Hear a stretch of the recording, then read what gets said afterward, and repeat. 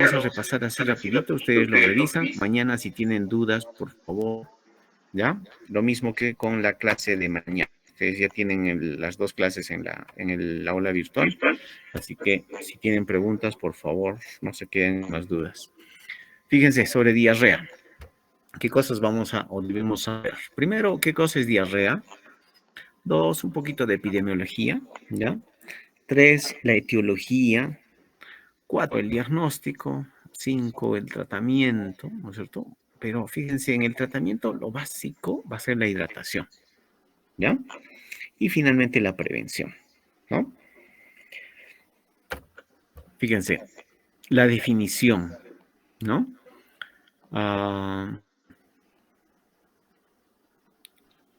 ¿Qué cosa es una diarrea? La diarrea clásicamente se ha descrito que hay un cambio en la consistencia de las deposiciones. Vamos a tener deposiciones líquidas o semilíquidas.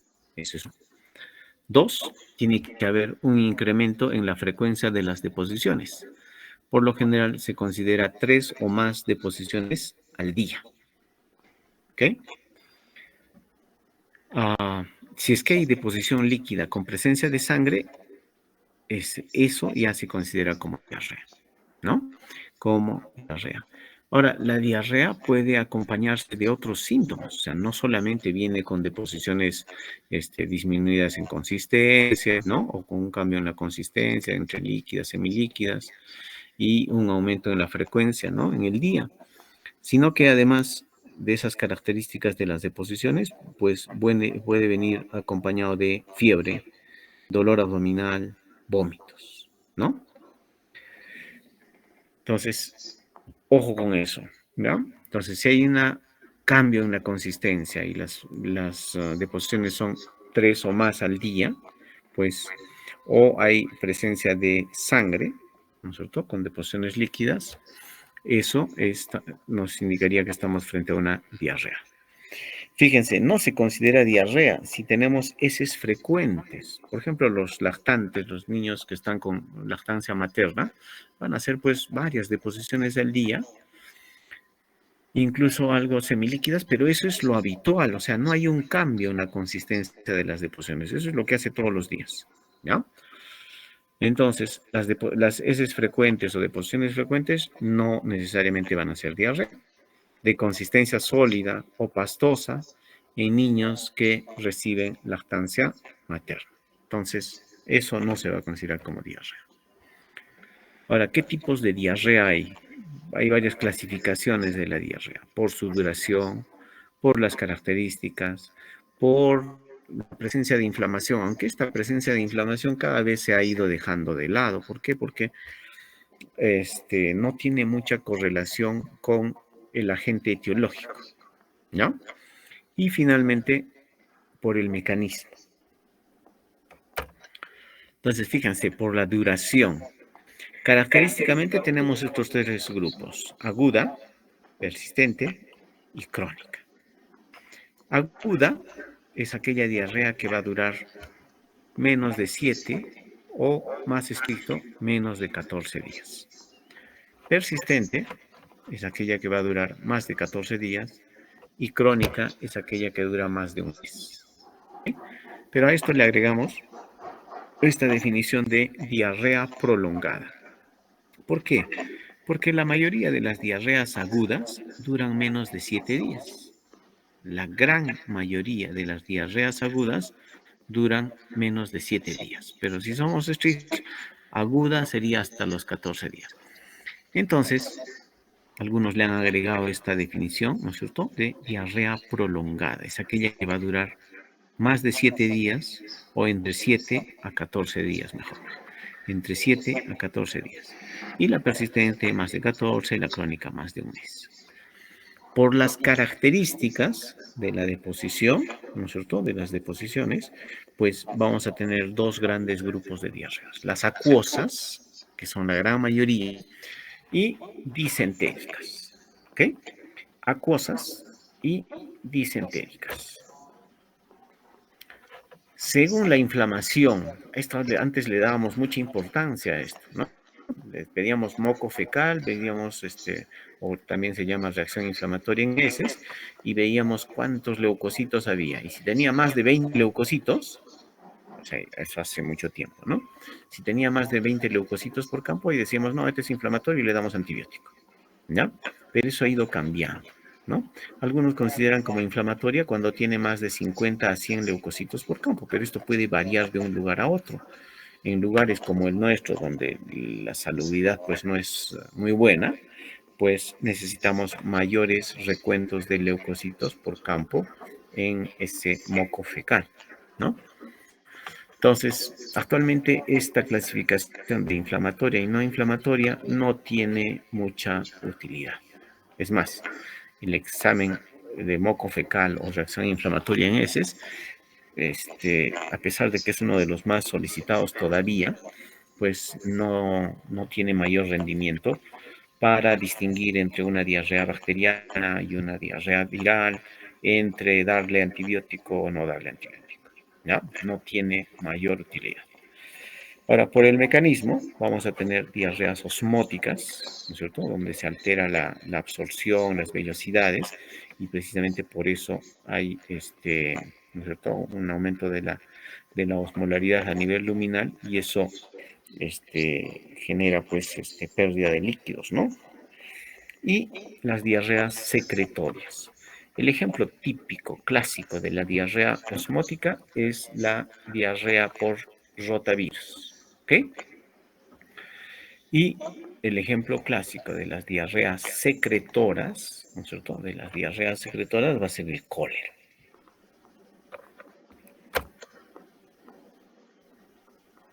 Un poquito más por las características externas, hemos dicho de que existen dos grandes grupos, ¿no? Diarrea acuosa y diarrea disentérica. Fíjense cuáles son las características de una diarrea acuosa, que son la gran mayoría. Heces líquidas, sin sangre, puede estar acompañado de vómitos, fiebre y pérdida de apetito, pero fundamentalmente deposiciones líquidas sin sangre. Entonces son diarreas acuosas y por lo general son así copiosas, ¿no? Abundantes. Las diarreas disentéricas, que también son heces sanguinolentas, ¿sí? No hay sangre, acompañada de fiebre alta, mal estado general, puede haber cólico, pujo, tenesmo. Entonces, estas son las características también de una diarrea disentérica, ¿ya? Ahora, estas diarreas disentéricas, por lo general, ya también no son abundantes. Aquí, definitivamente, en las diarreas acuosas hay más riesgo de deshidratación que en una diarrea disentérica, ¿no? Acá vemos una clasificación, ¿no es cierto?, más general, diarrea infecciosa aguda. Vamos a tener acá las acuosas y estas son las disentéricas. Dentro de las acuosas tenemos las secretorias y las osmóticas. Dentro de las disentéricas, invasivas y no invasivas. Y algunos de los agentes etiológicos.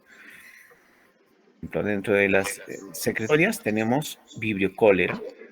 Dentro de las osmóticas tenemos rotavirus, ¿ya? Dentro de las disentéricas tenemos invasivas y no invasivas. Dentro de las invasivas tenemos Shigella, Escherichia coli,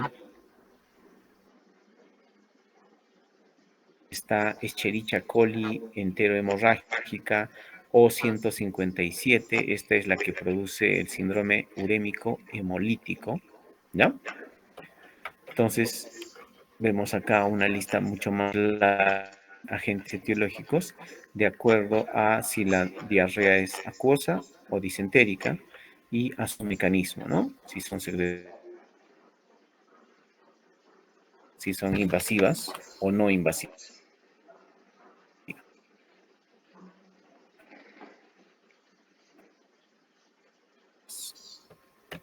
Fíjense, causas de muerte en niños menores de 5 años.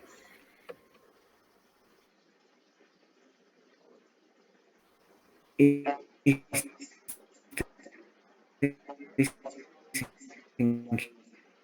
general, fíjense, vamos a notar que la primera causa de mortalidad infantil son aquellas causas perinatales. Y acá están, fíjense, neumonía, prematuridad, eventos intraparto, sepsis o meningitis, causas congénitas. Fíjense, todo esto es perinatal. ¿Ok? Luego, como segundo lugar, vamos a tener las causas respiratorias. Dentro de ellas, fíjense la neumonía. Y más o menos en un tercer lugar están las diarreas. Esto es a nivel mundial, ojo, ¿ya? Las diarreas. ¿Ok? Entonces, es una causa importante. No es la primera, pero está dentro de las principales causas de muerte en niños en el mundo. ¿Ya? Entonces, fíjense, es la tercera causa de muerte en menores de 5 años. Mueren más o menos 6 millones de niños menores de 5 años por año. Y de estos 6 millones, medio millón van a ser más o menos los que fallecen por diarrea. Felizmente en nuestro país ha mejorado eso bastante, ya no se nos mueren por una diarrea. ¿Ya? En nuestro país, bueno, van a continuar estando entre las primeras, pero felizmente con una disminución importante. Esto ya lo hemos visto. Fíjense acá, la tasa de mortalidad por diarrea. Cuanto más azulito, mejor, y cuanto más rojo, peor, ¿no? Entonces, nosotros estamos en azulito, sí, no estamos a nivel de Norteamérica o de Europa o en este caso, Chile, por ejemplo, pero vamos ahí, regular, ¿ya? Esto para ver la mortalidad por diarrea.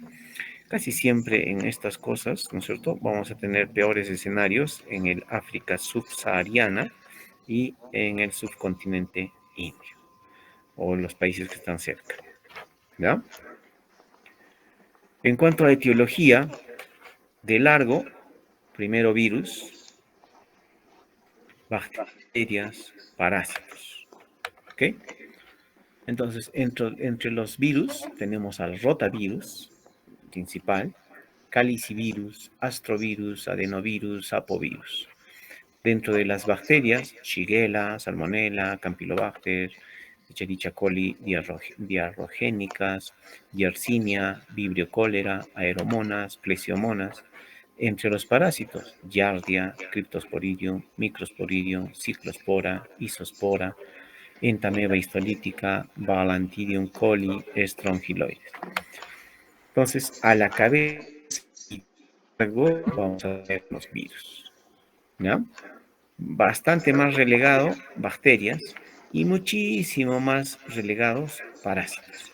Esto hablando de diarrea aguda, ojo, diarrea aguda. Fíjense, los virales, 80% más o menos, bacterianas 10, 20%, parasitarias menos del 10%, mucho menos, ¿no?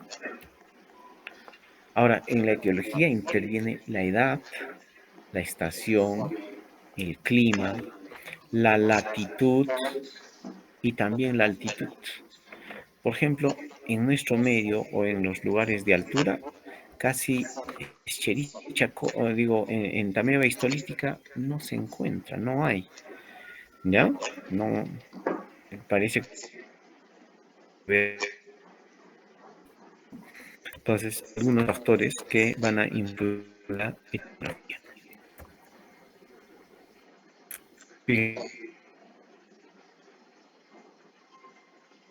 ¿No? Virus fundamental, rotavirus, norovirus, adenovirus, pero ya comienzan a entrar un poquito más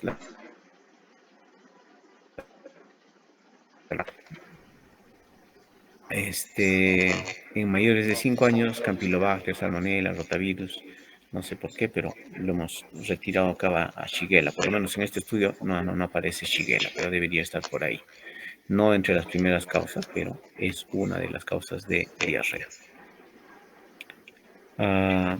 Fíjense, patógenos asociados a disentería, deposiciones con sangre. ¿Okay? Shigella, Salmonella, Campylobacter, Yersinia, coli ¿cómo es? Escherichia coli, productora de shigatoxina, o Escherichia coli entero hemorrágica, coli, productora de verotoxina o shigatoxina, es lo mismo.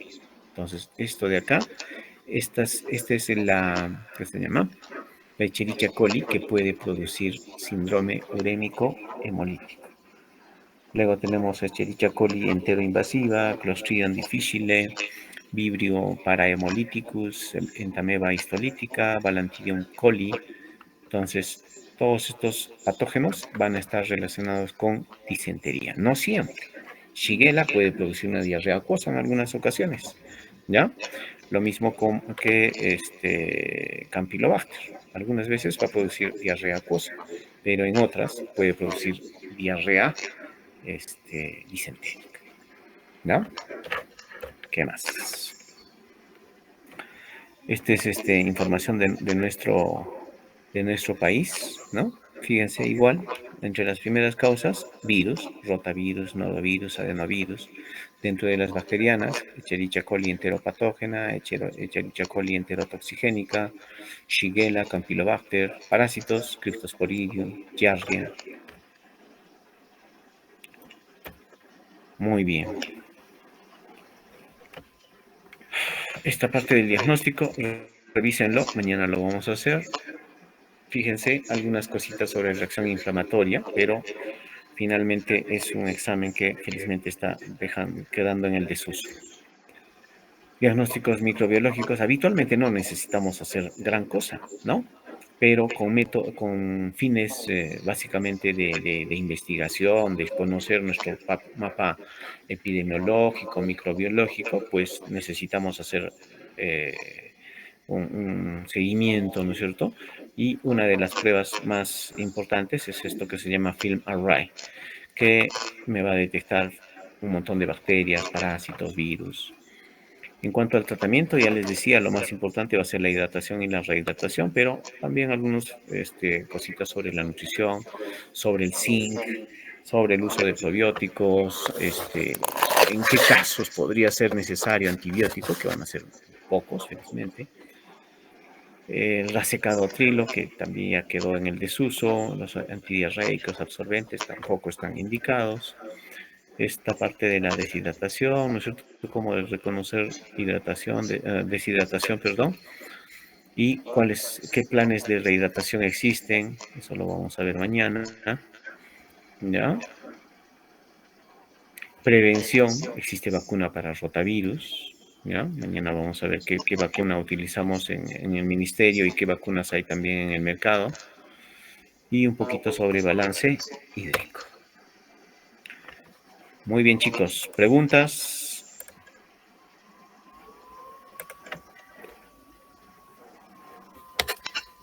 ¿Alguna pregunta, chicos, chicas? ¿No hay preguntas? Muy bien, chicos, entonces mañana nos vemos en clases. Gracias, doctor, buenas tardes. Eso, exacto, muchas gracias. Chao, chao.